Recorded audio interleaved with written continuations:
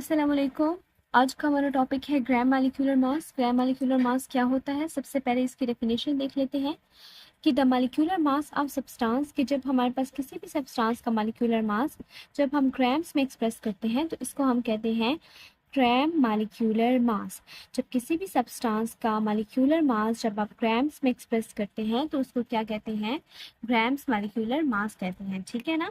तो जिस तरह मैंने आपको पहले ग्राम एटॉमिक मास का कॉन्सेप्ट समझाया था, ग्राम मॉलिक्यूलर मास का कॉन्सेप्ट भी बिल्कुल उसी तरह है कि जब मेरे पास सब्सटेंसेस के अमाउंट का मास इन ग्राम्स, ठीक है ना, उस सब्सटेंस के मॉलिक्यूलर मास के बराबर हो जाए, ठीक है ना, तो वो क्या कहलाता है, ग्राम मॉलिक्यूलर मास कहलाता है। जिस तरह मेरे पास क्या है, वाटर है। वाटर की मैं आपको एग्जांपल दे देती हूँ। मेरे पास वाटर है, ठीक है।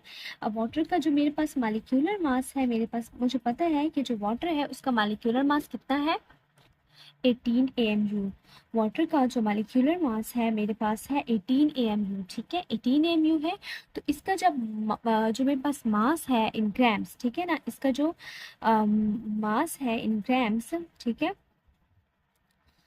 इसका जो मास जो है मेरे पास ग्राम्स में जो है वो उस सब्सटेंस के मॉलिक्यूलर मास के इक्वल हो जाए।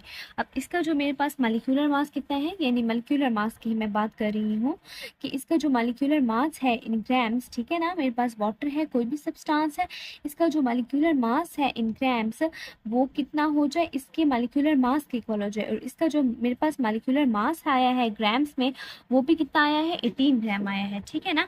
तो जब मेरे पास किसी भी सब्सटेंस का जो मॉलिक्यूलर मास है ग्राम्स में वो उसी सब्सटेंस के जो मॉलिक्यूलर मास दिया गया है उसी के इक्वल आ जाए तो मेरे पास से क्या कहलाता है, ग्राम मॉलिक्यूलर मास कहलाता है। कि इसका जो मॉलिक्यूलर मास ग्राम्स में है वो भी 3 ग्राम है और इसका जो मॉलिक्यूलर मास ऐसे है AMU में जो है वो भी मेरे पास क्या है, 18 AMU है।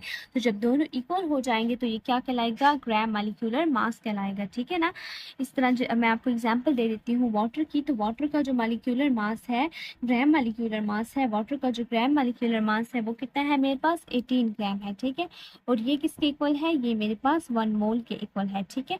इसी तरह मेरे पास जो कार्बन डाइऑक्साइड है, कार्बन डाइऑक्साइड का जो मेरे पास मॉलिक्यूलर मास है वो कितना है, वो मेरे पास है 44 ग्राम, ठीक है, 44 ग्राम है और ये भी किसके इक्वल है, 1 मोल के इक्वल है, ठीक है। इसी तरह मेरे पास जो सल्फ्यूरिक एसिड है H2SO4, ठीक है, उसका जो मेरे पास मॉलिक्यूलर मास है वो कितना है, 98 ग्राम्स है, ठीक है, 98 ग्राम्स है। और 98 ग्राम्स भी किसके इक्वल है, 1 मोल के इक्वल है, ठीक है। और ये जो सारे इसके जो ग्राम मॉलिक्यूलर मास आ रहा है ये इसके किसके इक्वल है, ये जो ग्राम मॉलिक्यूलर मासेस है मेरे पास सारे के सारे ये इक्वल है इनके असल में जो मॉलिक्यूलर मास था जो इनका AMU में दिया गया था उस रिलेटिव एटॉमिक मास यूनिट के इक्वल है, ठीक है ना। जब व्हेन द रिलेटिव इनके जो एटॉमिक मास यूनिट्स हैं उनके इक्वल है। तो ये था ग्राम मॉलिक्यूलर मास का कंसेप्ट। तो ग्राम फार्मूला मास क्या है हमारे पास, कि जब आप किसी भी आयनिक कंपाउंड का जो फार्मूला मास होता है, फार्मूला मास क्या होता है, आयनिक कंपाउंड्स की भी मैंने आपको सारे डिटेल बताई हुई है। तो जब किसी भी आयनिक कंपाउंड का जो फार्मूला मास होता है उसको आप जब ग्राम्स में एक्सप्रेस करते हो तो उसको आप क्या कहते हो, उसको आप कहते हो ग्राम फार्मूला मास, ठीक है ना।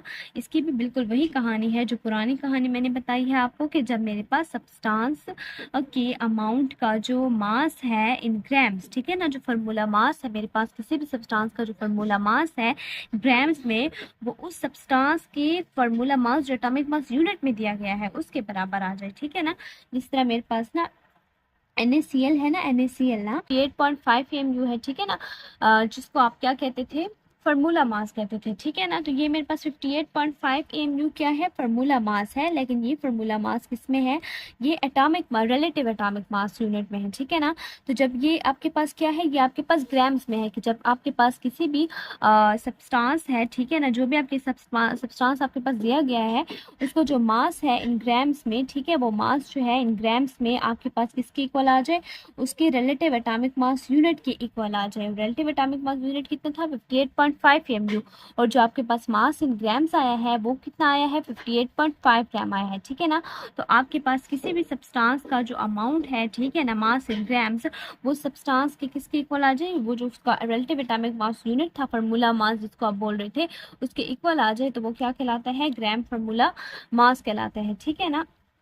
तो इसकी मैं आपको एग्जांपल दे देती हूँ। इसकी सबसे अच्छी एग्जांपल जो आपकी बुक में दी गई है वो है NaCl की, ठीक है। NaCl जो है उसका हमारे पास ग्राम फार्मूला मास कितना है, 58.5 ग्राम, और ये 58.5 ग्राम किसके इक्वल है, 1 मोल के इक्वल है, ठीक है ना। और आपके पास जो कैल्शियम क्लोराइड है CaCl2 की एग्जाम्पल दी गई है, ठीक है। CaCl2 का जो हमारे पास ग्राम्स में मास है वो हमारे पास कितना है, 111 ग्राम है, जो इसका ग्राम फार्मूला मास है।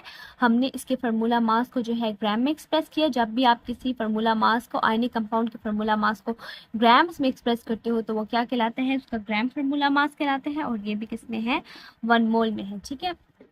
तो क्या आप कहेंगे कि जब आपके पास किसी भी सब्सटेंस का जो अमाउंट जो है, वो जो मास इन ग्राम्स दी गई है वो किसके इक्वल आ जाए, उसके फार्मूला मास के इक्वल आ जाए, ठीक है। उसके फार्मूला मास के इक्वल आ जाए जो कि रिलेटिव एटॉमिक मास यूनिट में दी गई है, और दोनों इक्वल हो जाए न्यूमेरिकली तौर पर, ठीक है ना। वैसे तो इनमें ज़मीन आसमान का फ़र्क है, तो न्यूमेरिकल तौर पर जब इक्वल हो जाए तो उसको हम क्या कहते हैं, ग्राम फार्मूला मास कहते हैं। तो ये था आज का हमारा लेक्चर। आई होप आपको मेरी वीडियो पसंद आई होगी। अगर आपको मेरी वीडियो पसंद आई है तो मेरी वीडियो को लाइक करें, शेयर करें और मेरे चैनल को सब्सक्राइब करें। अल्लाह हाफिज़।